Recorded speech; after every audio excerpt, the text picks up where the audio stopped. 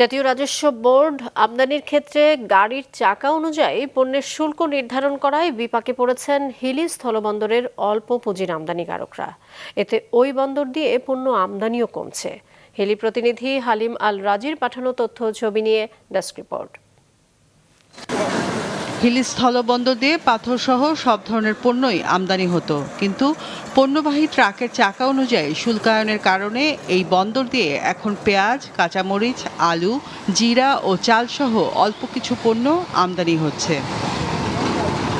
শুকনো মরিচ, হলুদ, রসুন, হিমায়িত মাছ, শুটকি, সাইকেলের পার্টস, স্টিল ও বিভিন্ন ধরনের যন্ত্রাংশ আগে আমদানি হলেও এখন এই বন্দর ব্যবহার করছেন না ব্যবসায়ীরা।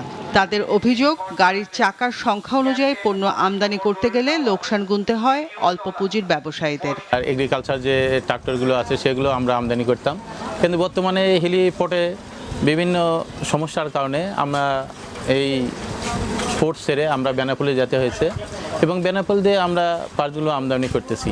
আমার 3 টন এলসি করার টাকা আছে, আমি 18 চাকা গাড়ি নিতে পারবো না, তা আমি 4 চাকা গাড়ি থেকে 3 টন পণ্য আনতে পারবো না। ওদের কাস্টম আছে, সবাই আছে, এখানে চেক করবে যে আমি কয় টন মাল নিচ্ছি, চেক করে এক্সামিন করে আমাদের মালটা ছাড় করার ব্যবস্থা করুক।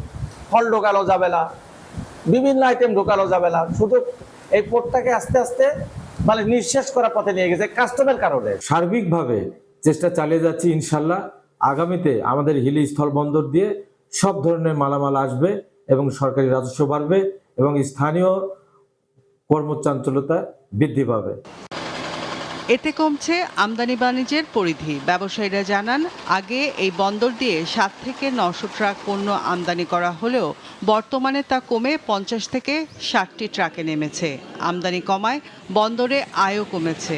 আমাদের এখানে এক সময় প্রতিদিন 750 থেকে 900 গাড়ি লোডিং আনলোডিং হতো আমাদের এখানে। বর্তমানে হাতে গোনা কয়েকটি পণ্য আমদানির কারণে আমাদের হিলি স্থলবন্দরের কার্যক্রম প্রায় স্থগিত। 6 চাকা গাড়ি পর্যন্ত 18 মেট্রিক টন, 10 চাকার গাড়ি 20 মেট্রিক টন, 12 চাকার গাড়ি 22 মেট্রিক টন, 14 চাকার গাড়ি 25 মেট্রিক টন, 16 চাকার তদূর্ধ্বে চাকার গাড়ি 26 মেট্রিক টন। এটা এনবিআর কর্তৃক প্রদত্ত এসআরও দিয়ে আমাদেরকে জানিয়ে দিয়েছেন এইবারেই শুল্কায়ন করতে হবে। এর নিচে আনার কোনো বিধান আমাদের এনবিআর থেকে অনেক দিক নির্দেশনা আসে নাই।